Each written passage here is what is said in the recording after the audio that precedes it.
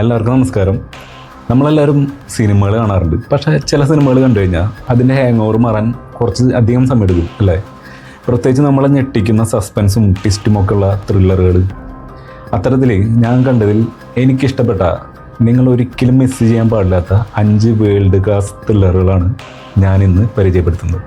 ലിസ്റ്റിലേക്ക് കടക്കുന്ന മുമ്പ് ചാനൽ ആദ്യമായിട്ടാണ് കാണുന്നതെങ്കിൽ ഒന്ന് സബ്സ്ക്രൈബ് ചെയ്ത് സപ്പോർട്ട് ചെയ്യാൻ മറക്കരുത്.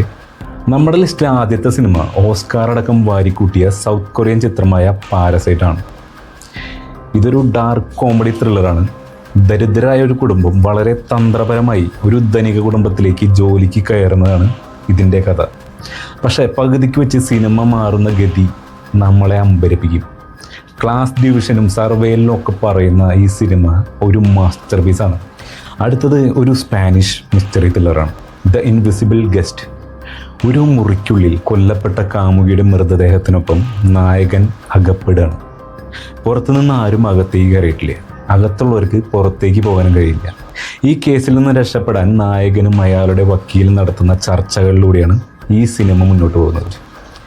ഇതിൻ്റെ ക്ലൈമാക്സ് ട്വിസ്റ്റ് നിങ്ങളെ സീറ്റിൽ നിന്നും എഴുന്നേൽപ്പിച്ച് നിർത്തും, അതിൽ യാതൊരു സംശയമില്ല.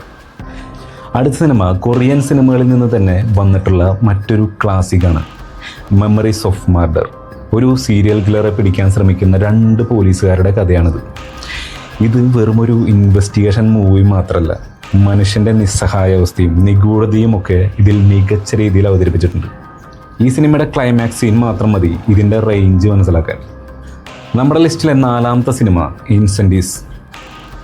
മരിച്ചുപോയ അമ്മയുടെ ഒസ്യത്ത് പ്രകാരം തങ്ങളുടെ അച്ഛനെയും സഹോദരനെയും തേടി മിഡിൽ ഈസ്റ്റിലേക്ക് യാത്ര തിരിക്കുന്ന 2 മക്കളുടെ കഥയാണിത്.